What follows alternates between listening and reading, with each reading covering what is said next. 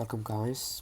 Now one day you're opening your Google app and you're searching for something, say Bitcoin cryptocurrency. Now after some time your app crashes suddenly. I don't know the reason for this, but the next time you open Google, it will open as a fresh app. What you searched for is not there. The reason, so what you have to try is to switch off your device and then switch it on again. However, this method you will have to be doing it again and again since your app may crash after 1 to 2 weeks. However, another permanent method might be to reset your device, but this is risky since I have not tried this and I'm not sure about the results, and also most people would prefer not to reset their device.